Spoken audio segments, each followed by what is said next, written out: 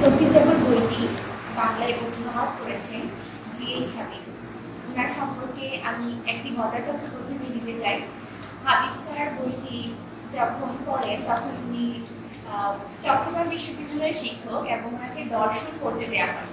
কিন্তু মজার বিষয় হলো স্যার আগে কখনো দর্শন পড়েনি, দর্শন সম্পর্কে ওনার ধারণাও কম ছিল। তখন স্যারেরই এক শুভাকাঙ্ক্ষী ওনাকে সফির জগৎ বইটি রেকমেন্ড করেন। তো সফির জগৎ বইটি পড়ার পরে উনি এত আকাঙ্ক্ষিত হয় এবং এত অবাক হয় যে এত সুন্দর একটি বই এটি। আমরা সাধারণত জানি যে বাংলা ভাষায় দর্শন চর্চা জিনিসটা খুব সুইটেবল কিছু না। এটা আমাদের একটা ধারণা যে বাংলা ভাষায় হয়তো বিজ্ঞান চর্চা করা যায় না, বিশেষত দর্শন চর্চা করা যায় না। তো জি.এইচ. হাবিব স্যার মূলত এই ধারণাটাকে ভেঙে দেওয়ার জন্য বা বাংলা ভাষার জন্য শিক্ষার্থীরা, আমাদের মতো শিক্ষার্থীরা বা দর্শন সম্পর্কে যারা জানতে চায় তারা যেন দর্শন চর্চা করতে পারে সফির জগৎ বইটির মাধ্যমে, যার কারণে তিনি বাংলায় এই সফির জগৎ বইটি অনুবাদ করেন। সফির জগৎ বইটি মূলত 14 বছর বয়সী একটি নরওয়েজীয় কিশোরীর গল্প। সফি অ্যান্ডারসন নামে এই কিশোরীটি দর্শনের জগতে যাত্রা শুরু হয় এক রহস্যময় কিছু প্রশ্নের মাধ্যমে। মেয়েটির জীবন খুব স্বাভাবিকভাবে চলছিল। আমরা স্কুলে যাই, বন্ধুদের সাথে আড্ডা দিই, বাসায় এসে মাঝে মধ্যে গল্প করি, বিকেলে খেলতে যাই, এমন খুব সাধারণ রুটিন মাফিকই চলছিল সফির জগৎটা। তারপর হুট করে একদিন সফির ডাক বক্সে ও একটি চিঠি পায়। চিঠির মধ্যে দুটি প্রশ্ন ছিল, তুমি কে এবং পৃথিবী কোথা থেকে। প্রশ্নগুলো সফিকে এত ভাবিয়ে তোলে যে ও আয়নার সামনে গিয়ে নিজেকে জিজ্ঞেস করে আমি কে। সফির মাথায় অনেক ধরনের চিন্তা ভাবনা আসে। ওর প্রথমত মনে হয় আমি একজন মানুষ, আমি কেন এসেছি পৃথিবীতে, এটা কখনো আমি নিজেকে জিজ্ঞেস করি। দ্বিতীয় প্রশ্ন, পৃথিবী কোথা থেকে, তাকে সঠিকভাবে আজও আমরা জানি। বৈজ্ঞানিক ব্যাখ্যা হয়তো দেওয়া সম্ভব, তাও আমাদের মনে একটা সংশয় রয়েই যায়। আলবার্টো নক্স নামের এই রহস্যময় শিক্ষক অর্থাৎ দার্শনিক, যে এই পুরো গল্পটায় সফির শিক্ষক হিসেবে ভূমিকা পালন করেছেন, তিনি একের পর এক সফিকে বিভিন্ন প্রশ্ন এবং চিঠি পাঠাতে থাকেন। সবচেয়ে মজার বিষয় হলো বইটি পড়লে কখনো মনে হবে না আমি একটি দর্শনের বই পড়ছি মাত্র। বইটি শুরু থেকে শেষ অবধি একটি উপন্যাসের ছলে পুরো বইটিকে লেখা হয়েছে। এবং মজার ব্যাপার হলো সফির এই দর্শন অভিযানের এক পর্যায়ে তার দর্শন শিক্ষক আলবার্টো নক্স এবং সফি একটি রহস্যময় ষড়যন্ত্রের শিকারে পড়ে। এটাকে একটা রহস্যময় অ্যাডভেঞ্চারও বলা যায়। সেটি সম্পর্কে এখন নাই বলি, পাঠচক্রের এই পর্যায়ে আমি বইয়ের ভিতরের কিছু বিষয়বস্তু নিয়ে আলোচনা করব। বইটি পড়তে শুরু করলে প্রথমে বোঝার উপায় নেই যে ঠিক কোন অধ্যায়ে আমি যেতে যাচ্ছি। শুরুতেই আমরা দেখতে পাই সফি তার সাধারণ জীবনযাপন কাটাচ্ছে। তারপর কিছু প্রশ্ন যেটা সম্পর্কে আমি আগেই বললাম। তারপর লেখো শুরুতে আমি যে জিনিসটা মিস করেছি, টপ হ্যাট, এটা আমি উল্লেখ করতে চাই। একটি টপ হ্যাটের কথা লেখক উল্লেখ করেছেন, অর্থাৎ সফির বিজ্ঞান দর্শনের শিক্ষক উল্লেখ করেছেন। এখানে ধরা হয় একজন জাদুকর একটি টপ হ্যাট থেকে একটি সাদা খরগোশকে বের করেছে। প্রথমে লেখক খরগোশের সাথে মানুষকে তুলনা করেছে। ধরি এই খরগোশটা আমি, এই সাদা খরগোশটার সাথে আমার পার্থক্য একটাই যে আমি চিন্তা করতে পারি জাদুকর আমাকে এখানে কেন বের করলো, এর উদ্দেশ্য কিন্তু সাদা খরগোশটি দিতে পারে না।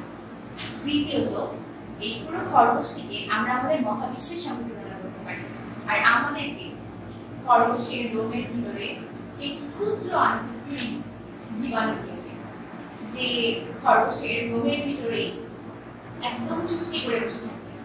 কিন্তু দার্শনিকেরা প্রথম থেকেই চেষ্টা করে এসেছে আমাদের এই মানুষদের সেই খরগোশের রোমের ভিতরে লুকিয়ে থাকা সেই ছোট্ট জীবজন্তুগুলোকে টেনে বের করে খরগোশের যে রোমের একদম ডগায় বসিয়ে জাদুকরের মুখ লুকিয়ে ফেলতে, যেন সে জিজ্ঞেস করতে পারে আমরা কোথা থেকে এলাম, কেন এলাম, উদ্দেশ্য। দর্শন শিক্ষক সফির যাত্রায় প্রথমেই সফির সামনে পরিচয় করিয়ে দেয় পৌরাণিক কিছু ইতিহাস। এখানে আমরা দেবী, এথেনা, দেবতা থর এদের সঙ্গে পরিচয় পাই এবং যে বিষয়টা এখানে উঠে এসেছে প্রকৃতির যে পরিবর্তন, ধরো বজ্রপাত হচ্ছে, বৃষ্টি হচ্ছে, কিংবা ফসলের জমি বৃষ্টির অভাবে শুকিয়ে যাচ্ছে, এই সম্পূর্ণ বিষয়গুলিকে ধর্মের অনুসারে চিন্তা করত। বৃষ্টি হওয়াকে কিংবা না হওয়াকে, বজ্র পড়াকে কিংবা না পড়াকে ধরের উপস্থিতি কিংবা দেবী প্রেরণার উপস্থিতির সঙ্গে তুলনা করা হতো। পৌরাণিক এই পর্যায়টা শেষ হলে সোফির জগতের যে দার্শনিক, তিনি আমাদের মিশরের প্রাচীন যুগের কিছু দার্শনিকের সঙ্গে পরিচয় করিয়ে দেন। তাদেরকে মূলত বলা হতো প্রকৃতিবাদী দার্শনিক। প্রকৃতিবাদী দার্শনিকের মধ্যে আমরা প্রথমেই যা পরিচয় দেখতে পাই তাদের মধ্যে রয়েছে মিলেটাসের তিনজন দার্শনিক। এর আগে রয়েছেন থেলিস এবং দ্বিতীয়ত অ্যানাক্সিম্যান্ডার এবং তৃতীয়ত অ্যানাক্সিমেনিস। এই তিনজনের কিছু ভিন্ন উপলব্ধি এবং তাদের দর্শনগত দৃষ্টিভঙ্গি দ্বারা মানুষের মধ্যে উপস্থিত করেন। এবং এর মধ্যে প্রথমে থেলিস মনে করতেন পানি সবকিছু কিছু, অর্থাৎ এই জীব জগতের আমরা যা দেখতে পাই তার সকল বস্তুই কোনো না কোনোভাবে পানি থেকে আগত এবং ক্ষয়প্রাপ্তির পরে সেটি পানিতেই ফিরে যাবে। দ্বিতীয়ত অ্যানাক্সিম্যান্ডার বিশ্বাস করতেন বিশ্ব হচ্ছে সেই সব ভাগবতী বিশ্বেরই একটি বিশ্ব, তার ভাষায় অসীমে উদ্ভব হয়ে ফের অসীমে মিলিয়ে যায়। অর্থাৎ তিনি মনে করতেন অসীম থেকেই সবকিছুর উদ্ভব হয়েছে। সৃষ্ট সমস্ত জিনিসই কিন্তু সসীম, তাই তার সৃষ্টির আগে এবং পরে অবশ্যই অসীম। তৃতীয়ত অ্যানাক্সিমেনিস মনে করতেন জগতের সবকিছুই বাতাস বা বাষ্প। তাদের তিনজনই কিন্তু ভিন্ন ভিন্ন ধারা ছিল, কিন্তু তাদের তিনজনের মধ্যে যে মিলটা আমরা দেখতে পাই, তারা সবকিছুর উৎস বুঝতে চেয়েছিলেন যে এই জগতের সবকিছুর একটা উৎস রয়েছে, কারণ শূন্য থেকে কোনো কিছু সৃষ্টি হতে পারে না। এই প্রশ্নটি মিলেটাসের তিন দার্শনিক বারবার করে চর্চা করে এসেছিলেন। এরপরে আমরা জানতে পাই পার্থেমিনাস নামের এক দার্শনিকের কথা। তিনি 500 খ্রিস্টপূর্বাব্দে দক্ষিণ ইতালিতে অবস্থিত এক গ্রিক উপনিবেশিক ইলিয়ায় বসবাস করতেন। পার্থেমিনাস আমাদের একটি ভিন্ন ধারণা দেয়, সেটি হলো প্রজ্ঞা। তিনি মনে করতেন জীব জগতে যা ত্রুটিপূর্ণ রয়েছে, আমাদের মনোজগতে বা যা ত্রুটিপূর্ণ রয়েছে, তার একমাত্র সমাধান হতে পারে প্রজ্ঞা। মানব প্রজ্ঞায় তিনি বিশ্বাসী ছিলেন। তিনি মনে করতেন মনোজগতে বা আমাদের মানুষের ভিতরে এমন কিছু রয়েছে, এমন এক প্রজ্ঞা রয়েছে যেটির মধ্য দিয়ে সব শুভ শক্তির উৎপত্তি সম্ভব। এখানে একটি লাইন দিয়ে বোঝানো হয়েছে, মানব প্রজ্ঞার উপর এই অটল আস্থাকে বুদ্ধিবাদ বলা হয়। তিনি বুদ্ধিবাদী, যিনি মনে করেন মানব প্রজ্ঞায় জগৎ সম্পর্কে জ্ঞান লাভের প্রাথমিক উৎস। এর পরে আমরা জানতে পারি হেরাক্লিটাস সম্পর্কে। হেরাক্লিটাস এবং পার্থেনিস দুজনেই একটি কথা বলেছিলেন। পার্থেনিস বলেছেন কোনো কিছুর পরিবর্তন হতে পারে না এবং তাই আমাদের ইন্দ্রিয়গত প্রত্যক্ষই অবশ্যই নির্ভরযোগ্য নয়। এবং অপর দিক থেকে হেরাক্লিটাস বলেছিলেন সব কিছুই বদলে যায়, আমাদের ইন্দ্রিয়গত প্রত্যক্ষ নির্ভরযোগ্য। অর্থাৎ তারা বিশ্বাস করলেন সবকিছুই বয়ে চলে, কিন্তু ইন্দ্রিয় জগৎ পরিবর্তন গ্রহণযোগ্য বা ইন্দ্রিয় জগৎ প্রত্যক্ষ গ্রহণযোগ্য বা নির্ভরযোগ্য কিনা এটি সম্পর্কে তাদের দুজনের মধ্যে সংশয় ছিল, ভিন্ন ধারণা। এরপরে আমরা জানতে পারি ডেমোক্রিটাস সম্পর্কে, যেই নামটির সাথে আমরা গভীর পরিচিত। আমরা ছোটবেলা থেকেই পরমাণু তত্ত্ব দিয়ে ডেমোক্রিটাসকে চিনে এসেছি এবং পরমাণুর যে নামটি আবিষ্কারক অর্থাৎ অবিভাজ্য কণা, যদিও আমরা পরবর্তীতে জানতে পারি যে পরমাণুকে বিভিন্ন ভাগে বিভক্ত করা হয়, কিন্তু ডেমোক্রিটাস এমন একটি পরমাণু তত্ত্বের কথা আমাদের বলেছিলেন যে জীবজগতের সবকিছুই পরমাণু দিয়ে গঠিত, যা কখনো বিভক্ত করা যায় না। তার মতে আমাদের জগতে আমরা যা কিছু দেখছি তা পরমাণুর মতো ক্ষুদ্র ক্ষুদ্র কণা দিয়ে গঠিত, যা কিনা এক একটা এক এক আকৃতির। ধরা যায় কোনোটা বৃত্তাকার, কোনোটা চ্যাপ্টা, কোনোটা হয়তো লম্বাটে, যার সবকিছুর সম্মিলনে বিভিন্ন ধরনের আকৃতি আমরা জীব জগতে দেখতে পাই। জ্যামিতিক্যাস নিয়ে কথা বলার পরে লেখক এখানে নিয়তির কথা জিজ্ঞেস করেছে। এখানে লেখক অর্থাৎ সোফির দার্শনিক প্রশ্ন করেছেন যে নিয়তি এটি কি, এটিকে আমরা বিশ্বাস করি কিনা, নিয়তি আদৌ আছে কিনা। এই জিনিসটা সম্পর্কে এখনো পৃথিবীতে বিভিন্ন ধরনের মতবাদ রয়েছে এবং আমরা এমন কিছু মতবাদ রয়েছে যেগুলোকে আমরা পুরোপুরি ঠুনকো বলে ফেলে দিতে পারি না। অর্থাৎ এই নিয়তির ক্ষেত্রে আমাদের অনেক ধরনের মতবাদকেই মেনে নিতে হয়, এটাকে কখনো কখনো সংশয়বাদ বলা হয়। এছাড়া তিনি দেবীর ওয়াকল সম্পর্কে বলেছেন, অর্থাৎ প্রাচীন গ্রিকরা বিশ্বাস করতেন দেবীর বিখ্যাত ওয়াকলের কাছ থেকে তারা নিয়তি সম্পর্কে জানতে পারবে। তখন প্রাচীন গ্রিসে নিয়তি সম্পর্কে জানার আগ্রহ মানুষের প্রচুর ছিল, যেটা আমাদের এই সমাজেও আছে, এখনো আছে। হয়তো আমরা যতদিন পৃথিবীতে বেঁচে থাকবো ততদিনেই থাকবে। এরপরে আমার সবচেয়ে পছন্দের পার্টি শুরু হয় এই গল্পের, তা হলো সক্রেটিস। সক্রেটিস সম্পর্কে আমি আগে শুনেছি, জেনেছি, পড়েছি, কিন্তু এখন বিস্তারিতভাবে সক্রেটিসকে বোঝার ক্ষমতা আমার এই বইটির মাধ্যমেই হয়েছিল। এই দর্শন জগতের সবচেয়ে রহস্যময় মানুষ হিসেবে সক্রেটিসকে এখনো গণ্য করা হয়। এবং সবচেয়ে মজার ব্যাপার হলো এই বিখ্যাত দার্শনিক কখনো কিছু লিখে যান, অর্থাৎ তিনি তার লেখা কোনো বই বা তার লেখা কোনো লেকচার বা তার কোনো উক্তি আমরা কখনো লিখা অবস্থায় বা কোনো দলিল হিসেবে পাই। সক্রেটিসের যে সম্পূর্ণ ধারণাগুলো এবং সক্রেটিস পরবর্তী প্লেটোই তার শিষ্য প্লেটো সক্রেটিস সম্পর্কে একটি বিস্তর ধারণা আমাদের কাছে তুলে ধরে।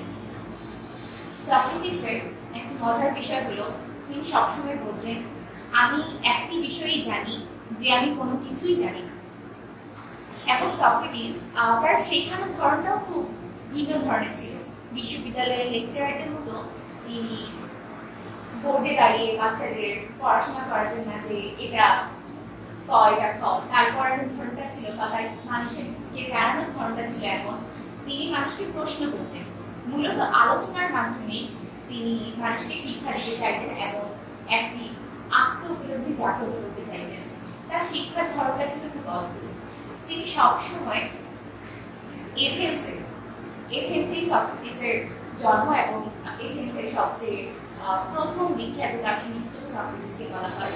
এথেন্সের মানুষদের যখন নগরকেন্দ্র বা নগরায়িত হয় তখন সক্রেটিস রাস্তায় ঘুরে ঘুরে এথেন্সের জনমানুষদের সবসময় প্রশ্ন করতেন।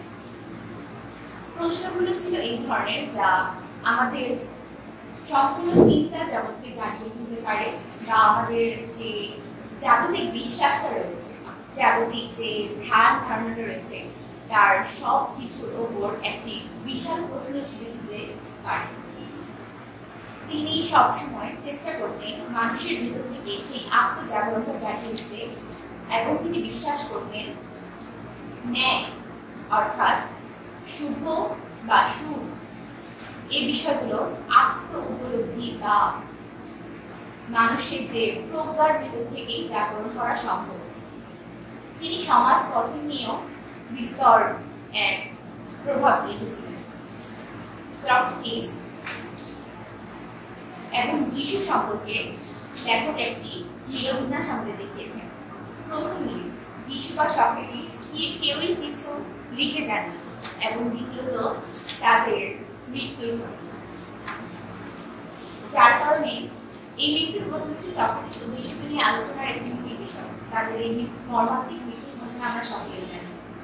সক্রেটিসকে যখন মৃত্যুদণ্ড দেওয়া হয় তার প্রধান কারণ ছিল সত্যকে প্রতিষ্ঠা করা এবং জাগতিক জ্ঞান ধারণার উপর প্রশ্ন তুলে রাখা, যার কারণে আজও এই দেশে আমাদের মতো শিক্ষার্থীরা ছাত্রছাত্রীরা শহীদ হচ্ছে, কারণ আমরা সত্যকে প্রতিষ্ঠা করতে চেয়েছিলাম। সক্রেটিস সম্পর্কে আরো একটি বিষয় না বললেই নয়, সক্রেটিস অন্য সকল সোফিস্টদের থেকে অনেক ভিন্ন ছিলেন। দার্শনিক এবং সোফিস্টদের মধ্যে এই জায়গায় একটি পার্থক্য তুলে দেওয়া হয়। দার্শনিকরা মূলত জানার জন্য এবং জানানোর জন্য চর্চা করে। তারা জানতে চায় পৃথিবী কোথা থেকে এলো, আমাদের কি দায়িত্ব, আমাদের জীবন ধারণ কিভাবে করা উচিত, আমরা বড় হচ্ছি, পরিবারের সঙ্গে খাচ্ছি, ঘুমাচ্ছি, চাকরি করছি, এই কি আমাদের দায়িত্ব? কেন মানুষ পৃথিবীতে এসেছে, এটাই কি আমাদের শেষ দায়িত্ব, বা আমাদের জীবন ধারণ আসলে কি করে করা উচিত? এই বিষয়টি নিয়ে সক্রেটিস যখন বারবার প্রশ্ন করত তার রাজ্যের অন্যান্য মানুষদের, তখন তাকে অনেকবার হুমকির সম্মুখীন হতে হয়েছে। তিনি অন্য সব বিজ্ঞ মানুষদের তার জ্ঞান সম্পর্কে হেয় নিচু প্রমাণ করত, কোনো কথা না বরং কি প্রশ্নের দ্বারা। সক্রেটিসের পর্যায়টা শেষ হলে এরপরে আমরা জানতে পারি তারই এক শিষ্য প্লেটোর কথা। এবং সক্রেটিস সম্পর্কে শেষে একটি কথা না বললে নয়, সক্রেটিস বিশ্বাস করতেন একটি স্বর্গীয় কণ্ঠের কথা, যার সঙ্গে এখানে আমরা প্রজ্ঞার মিলন ঘটাতে পারি। তিনি বিশ্বাস করতেন অন্তরের ভেতর থেকে, বা স্বর্গীয় আত্মা বলতে সক্রেটিস যেটা বুঝিয়েছেন যে অন্তরের ভিতর থেকেই নৈতিকতা, শুভবুদ্ধি, শুদ্ধাচার এগুলোর জাগরণ সম্ভব, এবং মানুষের মধ্যেই রয়েছে সেই প্রজ্ঞা। সক্রেটিস এবং প্লেটোর দুইজনের এই অধ্যায়টার মধ্যে একটি মজার ঘটনা লেখক এখানে ঘটিয়েছেন। লেখক সোফিকে, অর্থাৎ আমাদের এথেন্সে নিয়ে গেছেন একটি ভিডিওর মাধ্যমে, যেটি আমরা বইয়ের মধ্যে পড়ে কল্পনা বা দৃশ্যায়িত করেছি চোখের মধ্যে। সেখানে এথেন্সের যে নগরায়ণগুলো ছিল তার ধ্বংসস্তূপ দেখানো হয়, এবং তারই এক পর্যায়ে সোফিকে অ্যালবার্টো নক্স, অর্থাৎ শিক্ষকের ভূমিকায় আমাদের লেখক আমাদেরকে এথেন্সের সেই পুরোনো যুগের সক্রেটিস এবং প্লেটোর যুগের এথেন্সে নিয়ে যান। সেখানে দেখা যায় সক্রেটিস এবং প্লেটো কথা বলছেন, তারা কোনো বিষয় নিয়ে আলোচনা করছেন। তারপরে প্লেটো কিছু মজার প্রশ্ন সোফিকে, অর্থাৎ আমাদের দেয়। এই প্রশ্নগুলো সম্পর্কে আলোচনা করার আগে আমি প্লেটো সম্পর্কে আলোচনা করতে চাই। সক্রেটিস যখন হেমলোক পান করেন তখন প্লেটোর বয়স 29।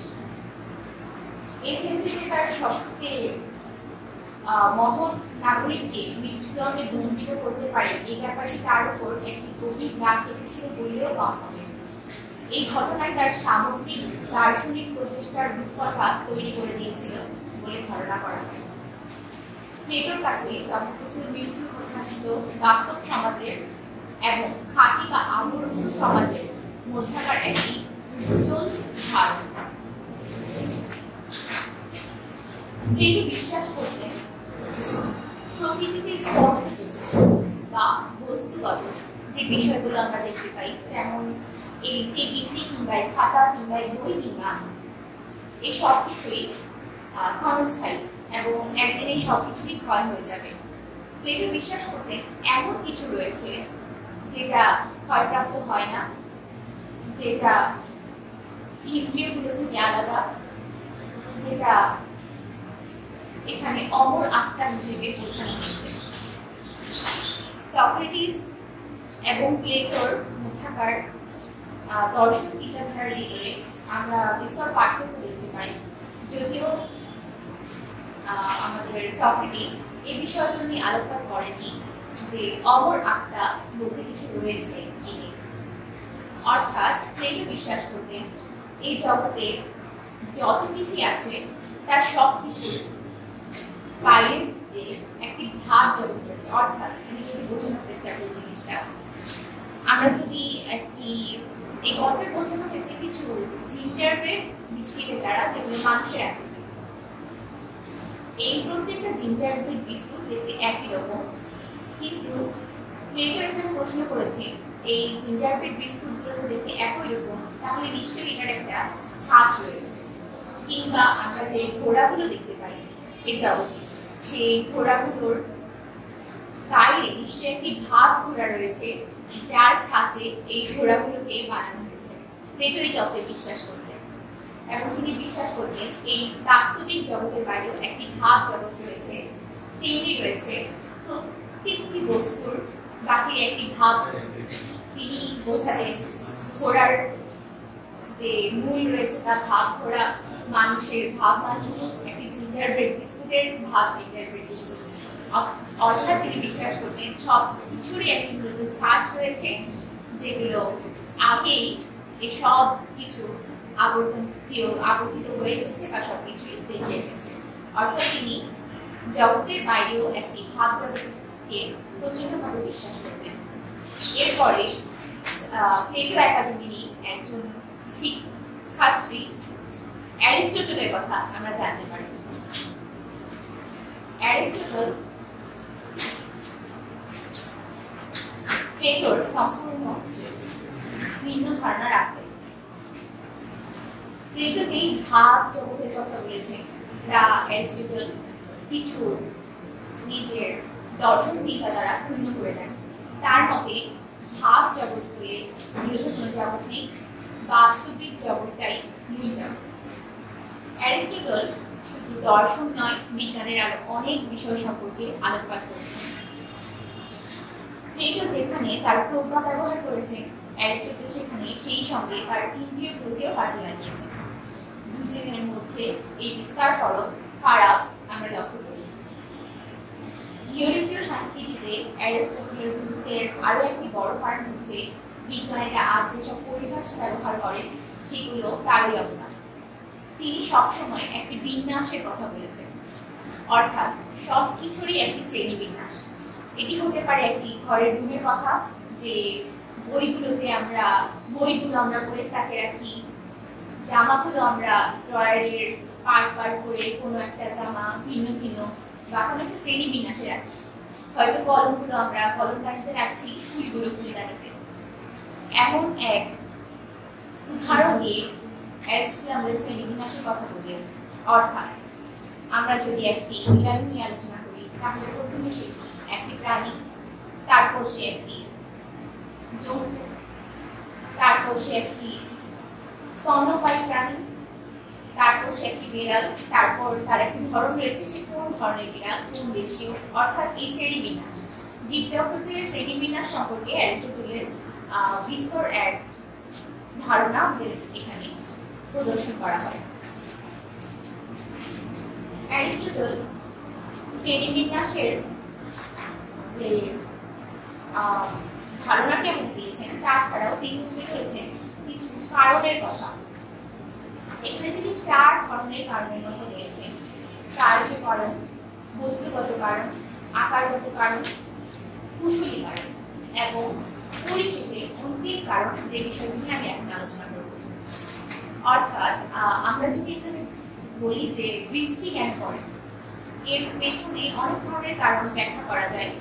কোনোটা বিজ্ঞানিক, কোনোটা বৈজ্ঞানিক, কোনোটা ভৌগোলিক। অর্থাৎ এই সব কিছু নিয়ে যে বৈজ্ঞানিক ব্যাখ্যাটা আমাদের দেওয়া হয়, যে জলীয় বাষ্প বা যে পানি চক্রটা আমরা বলছি। কিন্তু অ্যারিস্টটল এখানে প্রশ্ন করেছিলেন এই চক্রটা কেন হচ্ছে, অর্থাৎ অন্তিম কারণটা কি, এই চক্রের পেছনের অন্তিম কারণটা অ্যারিস্টটল জানতে চেয়েছেন। যে এই জীব জগৎ, এই পৃথিবীর যে চক্রটা রয়েছে, অর্থাৎ গাছ হয়, ফুল হয়, বীজ পড়ে তারপর আবার গাছ হয়, অক্সিজেনের মাধ্যমে আমরা শ্বাস গ্রহণ করি, এই যে একটা চক্র, এই চক্রটার পেছনের অন্তিম কারণটা কি, বৈজ্ঞানিক ব্যাখ্যার বাইরেও তিনি এই প্রশ্নটা আমাদের মাঝে করেছিলেন।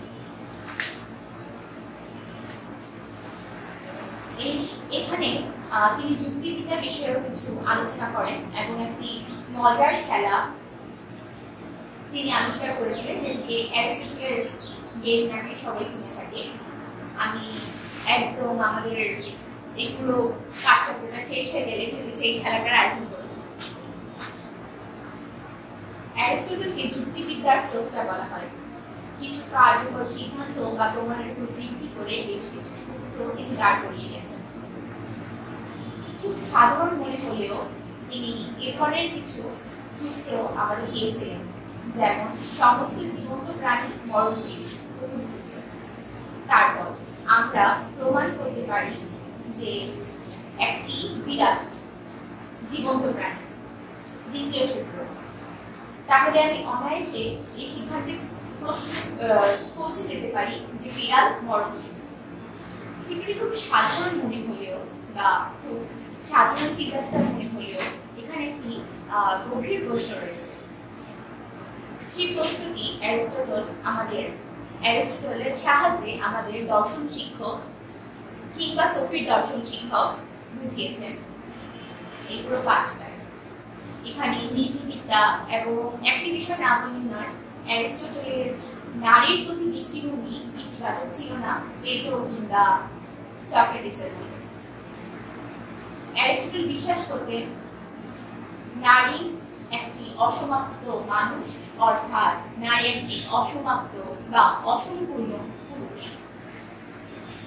দুঃখজনক হলেও এই জিনিসটি অ্যারিস্টটল বিশ্বাস করতেন এবং এই দুটো জিনিস প্রমাণিত হয় অ্যারিস্টটল সম্ভবত নারী এবং শিশুর জীবনধারা সম্পর্কে খুব বেশি বাস্তব অভিজ্ঞতা ছিল না বা রাখতো না। দ্বিতীয়ত দর্শন এবং বিজ্ঞানের ক্ষেত্রে পুরুষকে একচ্ছত্র অধিপত্য দেয়া হলে কি প্রমাণ করতে পারে সেটিও সহজে অনুমান করা যায়।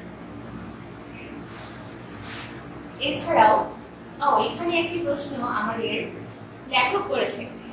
অ্যারিস্টটলের নারী বিদ্বেষতার কারণে একটি মারাত্মক ভ্রান্তিপূর্ণ দৃষ্টিভঙ্গি ছড়িয়ে পড়েছিল পুরো মধ্যযুগের আধিপত্য জুড়ে। তো তিনি এই প্রশ্নটা করেছিলেন যে যিশু নিশ্চয় নারী বিদ্বেষী ছিলেন না। তারপরে আমরা হেলেনিজম যুগ সম্পর্কে জানতে পারি।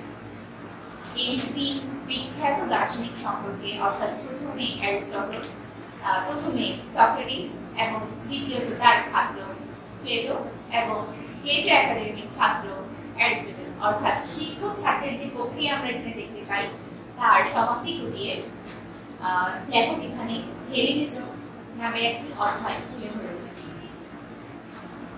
চতুর্থ খ্রিস্টপূর্বে শেষের দিকে অ্যারিস্টটল তুলে ধরেছেন 400 খ্রিস্টাব্দের দিকে মধ্যযুগের শুরু পর্যন্ত এই লম্বা সময়টার কথা। এই সময়টায় সবচেয়ে গুরুত্বপূর্ণ এবং রহস্যময় বিষয় ছিল খ্রিস্ট ধর্ম, এবং প্রায় 300 বছর স্থায়ী এই সময়টাকে হেলেনিজম নামে পরিচিত বা পরিচয় দেওয়া হয়।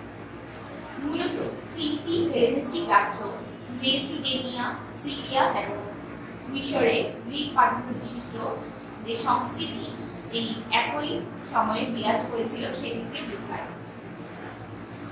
এখানে তিনি ধর্মবিজ্ঞান, ধর্ম দর্শন বিজ্ঞান, বিরাগীদের কথা এবং আমরা পূর্ববর্তীতে যে প্লেটো, অ্যারিস্টটল এবং সক্রেটিসের কথা বলেছি তাদের প্রভাবটা এই হেলেনিজম জগতে কেমন ছিল বা এই যুগধারাটায় বা পরবর্তী যুগধারাটায় কেমন ছিল এই বিষয়ে আমরা দেখতে পারি। তিনি স্টোইকদের কথা বলেছেন আলাদা করে আরেকটি পর্বতে। স্টোইকরা মূলত একটি জাতি ছিল, অর্থাৎ পিরামিডের স্টোইক দর্শনের উদ্ভবের পেছনে পিরামিডের গুরুত্বপূর্ণ ভাবনা অর্থাৎ ভূমিকা রয়েছে। এখানে স্টোইকদের সাথে সক্রেটিসের একটি মতা বিরোধিতা দেখা যায়। সক্রেটিস যেই বিশ্বজানীন প্রকার ভিত্তি করে স্থান পেতে কোনো পরিবর্তন হয় না এই কথাটি আমাদের বলেছিলেন, যে সমস্ত পৃথিবীর সমস্ত মানুষের প্রজ্ঞা একই, স্থান ভেদে কিংবা কাল ভেদে প্রজ্ঞার কোনো বৈচিত্র্যতা নেই, কিন্তু স্টোইকরা এটি বিশ্বাস করতেন। এই স্টোইকদের কথাদের মধ্যে রাজপুরুষ সিসেরার কাছ থেকে আমরা মানবতাবাদ নামক একটি ধারণাটি স্রষ্টাকে দেখতে পাই। মানবতাবাদ হচ্ছে জীবন সম্পর্কে এমন একটি দৃষ্টিভঙ্গি যেখানে ব্যক্তি সমস্ত মনোজগতের কেন্দ্রবিন্দু। বেশ কিছুদিন পর স্টোইক সেনেকা বলেন মানুষের কাছে মানুষের পবিত্র, এরপর থেকেই এই কথাটি মানবতাবাদের স্লোগান হয়ে যায়। তারপরে আমরা ধীরে ধীরে দেখতে পাই এখানে গল্পের এই পর্যায়ে পোস্টকার্ড নামের একটি অধ্যায়ে দেখো একটি মজার উপন্যাসিক যে ধারণে একটা অ্যাডভেঞ্চার রয়েছে সোফি এবং তার বন্ধুর সাথে এটি তুলে ধরেন।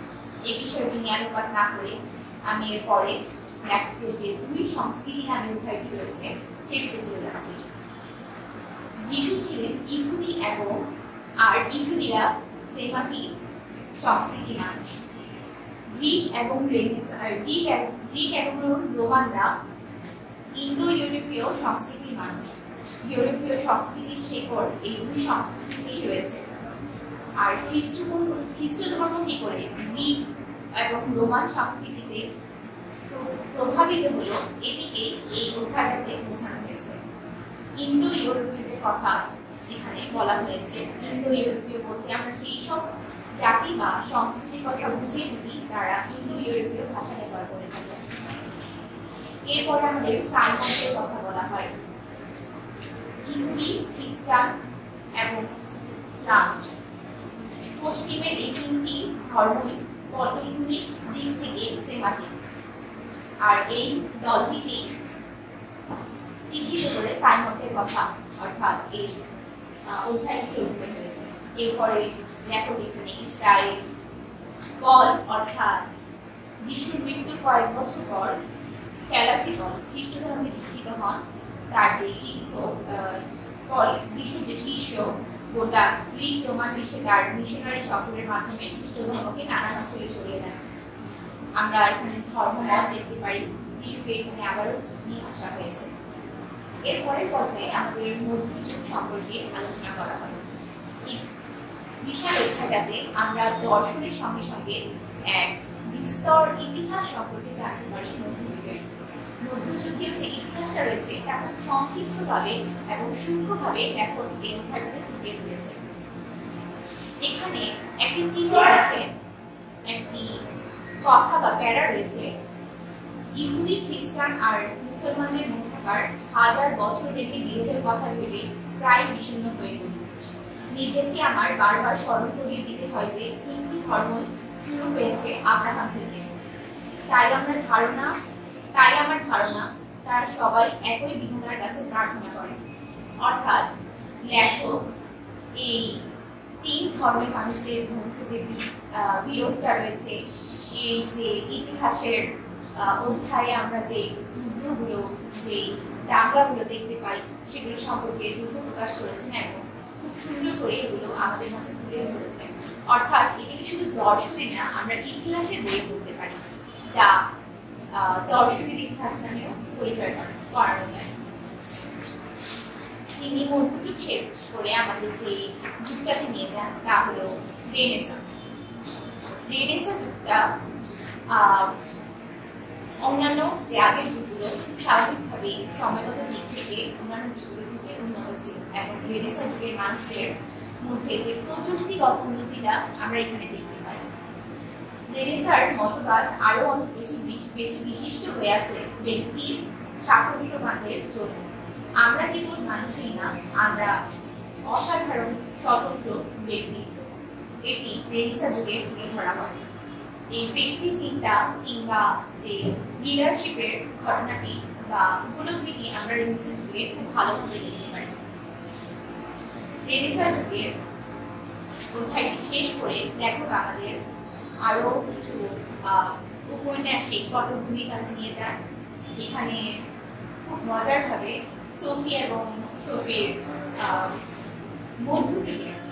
মধ্যযুগের পরিচয় যখন করিয়ে দেওয়া হচ্ছিল তখন লেখক এখানে খুব সুন্দর করে, অর্থাৎ সোফির দর্শনের শিক্ষক খুব সুন্দর করে কিছু সময় ও ঘন্টা দিয়ে ঘড়ির কাঁটার দ্বারা আমাদের পুরো মধ্যযুগটার সঙ্গে পরিচয় করিয়ে দিয়েছেন, যেটি আমরা যারা এখানে বইটি করেছি বা পরবর্তীতে যারা বইটি করবেন তাদের কাছে আমি শুভেচ্ছা বা শুভকামনা এখনই দিতে যাচ্ছি। এই রহস্যময় অ্যাডভেঞ্চারের সাক্ষী তারা হতে যাচ্ছে। আর যারা ইতিমধ্যে হয়েছে তারা তো জেনেই থাকবেন যে কত রহস্যময় ভাবে এই পুরো পটভূমিটা আমাদের সামনে তুলে ধরা হয়েছে। আস্তে আস্তে তারপর আমরা জানতে পারি আরো সব যুগ সম্পর্কে এবং বিশিষ্ট মানুষ সম্পর্কে। এখানে শুধু দর্শনের নয়, বিজ্ঞানের অনেক বিষয় তুলে ধরা হয়েছে। যেমন করে আমরা বলতে পারি ডারউইনের কথা। গল্পের শেষ পর্যায়ে হলেও ডারউইনের যে মতবাদগুলো রয়েছে সেগুলো খুব সুন্দরভাবে লেখক আমাদের কাছে তুলে ধরেছে। এছাড়াও তিনি বারো, ডোকার, স্পিনোজা, বার্কেলে, রোমান এবং রোমান্টিজম সম্পর্কে বলেছেন। তিনি হেগেল সম্পর্কে বলেছেন, ফ্রয়েড সম্পর্কে বলেছেন।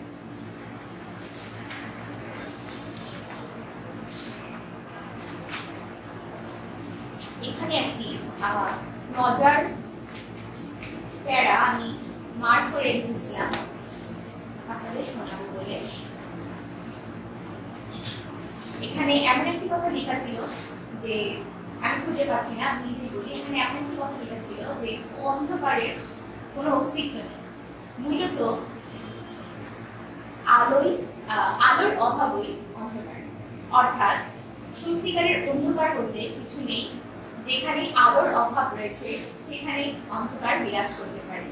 অর্থাৎ আমাদের দেশের এই বর্তমান পরিস্থিতির সঙ্গে যদি আমরা তুলনা করি, আমাদের দেশে হয়তো আলোর অভাব রয়েছিল, যেটা আস্তে আস্তে জ্বলে উঠছে। আমাদের মধ্যে যে গণজাগরণ হচ্ছে এবং শিক্ষার্থী এবং সাধারণ মানুষদের মধ্যে যে আলো চলছে, তাই এই দেশের অন্ধকার দূর করতে হয়তো আমাদের এবং আমাদের রাষ্ট্রকে এগিয়ে নিয়ে যাবে। গল্পের একদম শেষ পর্যায়ে বিগ ব্যাং সম্পর্কে বলা হয় আমাদের, এবং মহাবিশ্বের সব কিছুর সঙ্গে মহাবিশ্বের প্রতিটা গ্রহ, নক্ষত্র, পরমাণু এবং ক্ষুদ্র এবং বিশাল বিষয়গুলো, জিনিসগুলো রয়েছে, তার প্রত্যেকটাই যে আমাদের সঙ্গে জড়িত এবং সেই ক্ষুদ্র কণা দিয়ে পুরো মহাবিশ্ব গঠিত, সেই ক্ষুদ্র কণাগুলোতে যে আমরাও গঠিত এবং আমরা যে একই বিষয়ের সৃষ্টি, তা এখানে বিগ ব্যাং এর শেষ দিকে তুলে ধরা হয়। এখানে যে রহস্যময় অভিযানের কথা আমি বারবার বলছি, সেই অভিযানটিরই একটি পটভূমিতে কিছু লাইন ছিল এমন। এখানে একটি বাবা ও মেয়ে, কিংবা তার শিক্ষক ও ছাত্রী কথা বলছিল। তোর আর আমার শুরু বিগ ব্যাং থেকে, কারণ মহাবিশ্বের সমস্ত জিনিসই একটি অর্গানিক সত্তা। আদিম একবার সমস্ত বস্তু এমন একটা অসম্ভব রকমের বিশাল পিণ্ডর মতো হয়ে একসঙ্গে জড়ো হয়েছিল, যে কিনা পিনের মাথার ওজনে ছিল বেশ কয়েক বিলিয়ন টন। এই আদিম পরমাণুটি বিস্ফোরিত হলো প্রচন্ড মহাকর্ষের কারণে। ব্যাপারটি ছিল এমন যেন কিছু একটা একেবারে নেই হয়ে গেল। যখন আমরা আকাশের দিকে তাকাই, তখন আমরা আমাদের নিজেদের দিকেই তাকানোর চেষ্টা করি, এবং একদম শেষ বেড়াতে আমরা দেখতে পাই তারা একটি জগতে যাওয়ার কথা বলছে, কিংবা একটি সাঁতার কেটে একটি পুকুরে যাওয়ার কথা বলছে, যেখানে সোফি এবং তার রহস্যময় বন্ধু পিন্ডার দুজনেরই যাওয়ার ইচ্ছা। এই রহস্যময় অভিযানের রহস্যটি আমি অবশ্যই রহস্যময় করেই রাখতে চাই, খোলসা করতে চাই না, কারণ পরবর্তীতে বইটি যারা করবে তাদের জন্য একটি রহস্যময় এবং দারুণ অভিযান হতে যাচ্ছে। ধন্যবাদ।